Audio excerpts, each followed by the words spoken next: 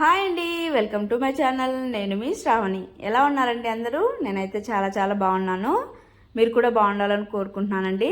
ఇవాళ నేను ఎగ్తో ఆమ్లెట్ ఎలా ప్రిపేర్ చేసుకోవాలో చూపించబోతున్నానండి. ఆమ్లెటే కదండి, అందరికీ తెలిసిన రెసిపీయే కదా అనుకోకండి. ఒక్కొక్కళ్ళు ఒక రకంగా చేస్తారు కదండి. నా స్టైల్లో ఎలా ఉంటుందో ఒకసారి ట్రై చేసి చూడండి. ఇంకెందుకు మరి ఆలస్యం, స్టార్ట్ చేసేద్దాం. ముందుగా ఒక మిక్సింగ్ బౌల్ తీసుకొని సన్నగా కట్ చేసుకున్నటువంటి ఒక ఆనియన్, అలానే సన్నగా కట్ చేసుకున్నటువంటి క్యాప్సికము కొద్దిగా, తర్వాత ఒక మీడియం సైజ్ టమాటో సన్నగా కట్ చేసుకొని వేసుకోవాలి. తర్వాత చిల్లీని కూడా సన్నగా కట్ చేసుకొని వేసుకున్నానండి. చిన్నపిల్లలు తినేటట్లయితే కొద్దిగా చూసుకొని వేసుకోండి. తర్వాత సన్నగా కట్ చేసుకున్నటువంటి కొత్తిమీర వేసుకొని ఒకసారి బాగా మిక్స్ చేసేసుకోవాలి. తర్వాత తగినంత సాల్టు, తర్వాత కారం, అలానే కొద్దిగా పసుపు, తర్వాత కొద్దిగా ధనియాల పొడి వేసుకొని ఒకసారి బాగా అంతా మిక్స్ చేసేసుకోవాలి. ఇంకా కొద్దిగా స్పైసీగా ఉండాలంటే కొద్దిగా గరం మసాలా, అలానే కొద్దిగా చికెన్ మసాలా యాడ్ చేసుకోండి. మరీ స్పైసీగా బాగా టేస్టీగా ఉంటుంది. తర్వాత నేను ఇక్కడ 3 ఎగ్స్ తీసుకున్నానండి. 3 ఎగ్స్ ఇందులోకి వేసేసుకోవాలి.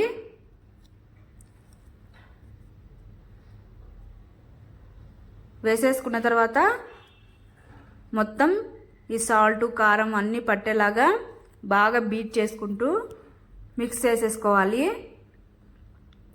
ఇక్కడ మాత్రం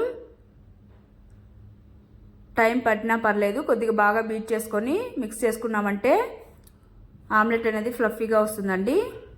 తర్వాత 2 మినిట్స్ పక్కన ఉంచుకొని స్టవ్ మీద పాన్ పెట్టుకొని ఆయిల్ గ్రీస్ చేసేసుకొని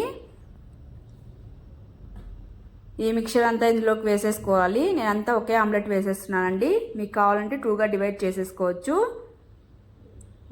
వేసేసుకొని మొత్తం ఒకసారి స్ప్రెడ్ చేసేసి మీడియం ఫ్లేమ్లో మంటను పెట్టుకొని కుక్ చేసుకోవాలి.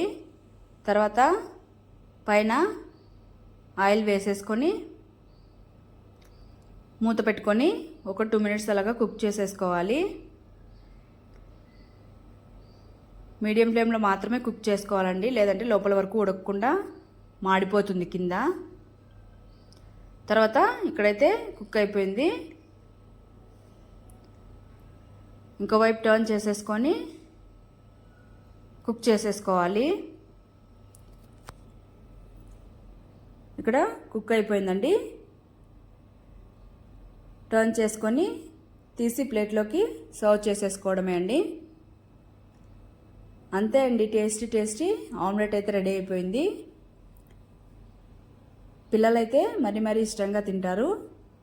మీకు నచ్చినట్టయితే మీరు వెళ్ళి ట్రై చేసి ఎలా వచ్చిందో కామెంట్ సెక్షన్లో కామెంట్ చేయండి. Okay, bye. Thank you for watching. Please do subscribe.